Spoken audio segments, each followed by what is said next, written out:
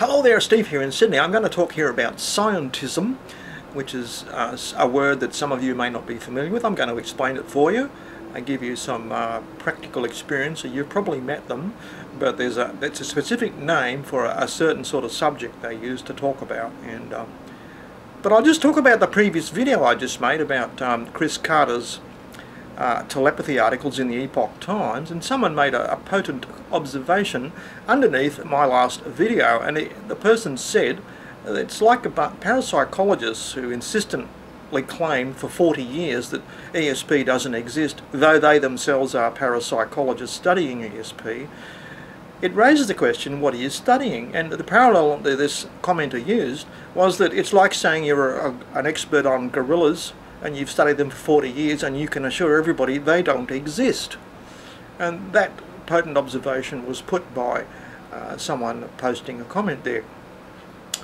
And a second's reflection resulted in my making the connection with online pseudo-skeptics who are forever talking, revealing their obsession with mythical animals that they know don't exist, making a case to talk about, to converse about, namely that of the unicorn and the flying spaghetti monster, used by all the professional atheists, militant atheists, skeptics, pseudo-skeptics, anti-religious people. Call these people what you like, but their fascination with mythical creatures and having extended, complicated conversations built around mythical creatures is noteworthy, isn't it?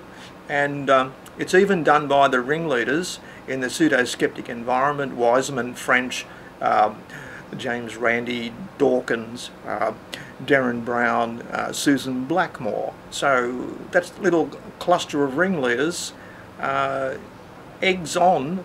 They do actually admit that there are no parapsychological things to study because they don't exist. That's why they're all parapsychologists. Nothing strange about that, is there? Now I'll get back onto scientism now. The subject material that pseudo-skeptics use is actually scientism, and it is essentially a cut-down version of science, and it's not too far a stretch to say it's worse than pseudoscience. It's pigeon science, not understood at all. And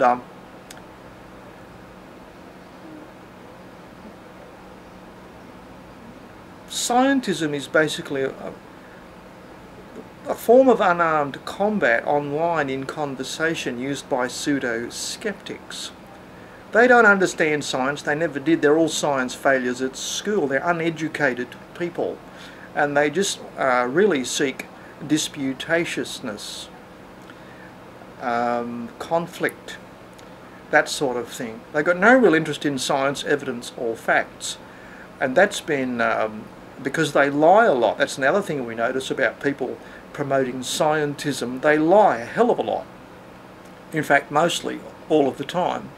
And I've actually said in one video, second last video, that there's a criminal element to what they do, continually lying. And right now I'm talking to someone promoting scientism, and he just makes things up as he goes along. He's confabulating, insisting that he knows more than I do, that he's the only rational person on the planet and everyone else is deluded. I'll type his name up here on the video so he knows I'm talking about him. And vociferous abuse and claim to scientific high ground is what he's doing, and the fact is he knows nothing and has no interest in science whatsoever, no knowledge of science. And I've been testing his learning ability, and he seems to be disabled. Okay, that's what you notice. A lot of skeptical people claiming to be skeptics turn out to be learning disabled people. A few of the things they do require no thought. Automatic dismissal. You just call everything anecdotal, and therefore you don't have to consider what anyone says to you. They are simply, everything they do and say is anecdotal. Another one is it's a straw man, which is another way of saying that I don't have to answer your question. And they never provide references to anybody. first thing they do is always, you notice, they just don't provide references to anybody, yet they're always demanding them from everybody else, which is basically to give the impression that everyone else is lying around them and they're the only knowers of truth. But the opposite is the fact.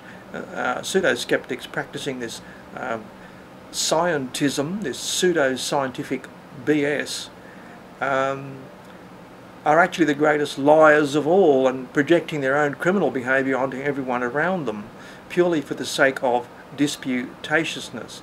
It's bloody-mindedness dressed up as pseudo-scientific debate, and ultimately most of it takes place as religion bashing. Okay, so that's all they're doing, these pseudo-skeptics. And what gets me is they are harnessed by Big Pharma. Those people at the top who get continuous access to television, people are ringleading the pseudo-skeptic groups. James Randi is still on Australian TV as the final authority on paranormal phenomena, though it was proven in the 1950s by the most hardened skeptical scientists, and it will support conviction in a court of law, the data for ESP telepathy, but James Randi is still the final word on Australian television about the paranormal. And you've got to ask the question, how does he get access to the media still on a global basis that I could never get and you could never get, dear viewer, to relate your psychic experiences, that sort of thing? You're never going to get the time to do that on television. It's not going to happen. But propagandists like James Randi do, flogging their absolute BS scientism that everyone's deluded except them.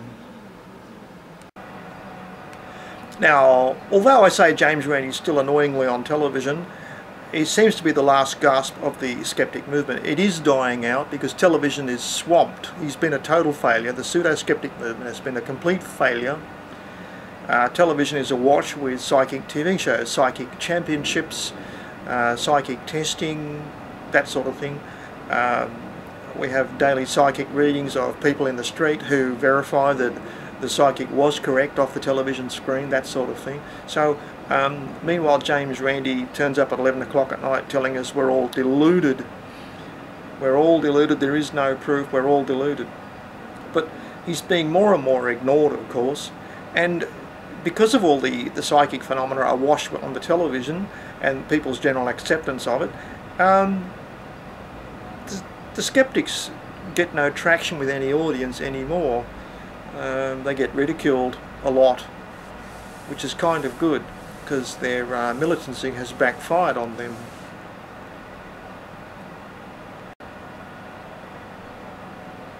The idea that a parapsychologist who specialises in psychic phenomena could study psychic phenomena for 40 years and then say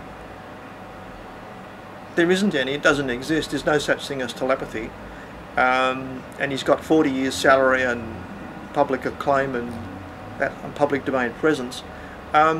If you told that to an audience, they'd roll up laughing. It would be good material for a stand-up comedian. But when you think about it, you've got to put this to all the Blackmores, the Derren Browns, the Frenches and all that sort of thing, the Richard Wisemans. How can you debunk something that doesn't exist repeatedly? Why do you put all your whole entire life energy into something that doesn't exist? And it reminds me very much of all the professional atheists on the internet. The dishonesty always runs through their arguments too. Why do you put all this energy into denying the existence of something? Because most average people, if they don't believe in something, just live their life as if it doesn't exist. I don't believe in the flying spaghetti monster, so I live my life behaving as if it doesn't exist. I don't write books about it, and I don't have conferences and seminars that the flying spaghetti monster delusion, that sort of thing. I don't obsess about something that I insist doesn't exist. It's just crazy. So the dishonesty is everywhere in the pseudo-skeptic movement from top to bottom. And we might well bear this in mind, that there's a criminal theme to it, mendacity, The criminal theme of mendacity runs right through the skeptic movement from top to bottom.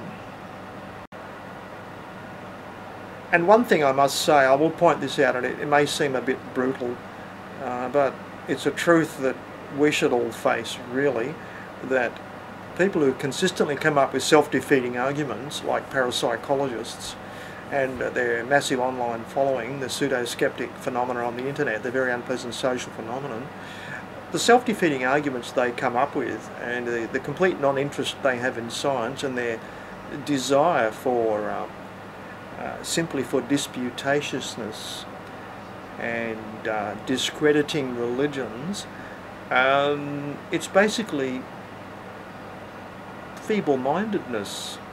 We have to face this sooner or later. It's just feeble-mindedness. That's the sum total of the pseudo-skeptic movement, led by that ring of pseudo-skeptic magicians and alleged parapsychologists who study nothing for their whole life because it doesn't exist. I mean, is that the final word on the skeptic movement? They're harnessed by Big Pharma to fight alternative medicine. Now, there's a lot of value in fighting alternative medicine if you are Big Pharma. And I've been told, I have a reliable report that I think it's the treasurer of JREF, the Educational Foundation, the treasurer is a billionaire, and JREF is simply his little public puppet for the skeptics, denigrating alternative medicine, while they publicly patent Ayurvedic medicine. You got that? They publicly patent Ayurvedic medicine while they publicly denigrate alternative medicine. So they steal and denigrate at the same time. All criminal behaviour, all mendacious behaviour, and it all seems to be run by Big Pharma. So, how's that grab you, guys?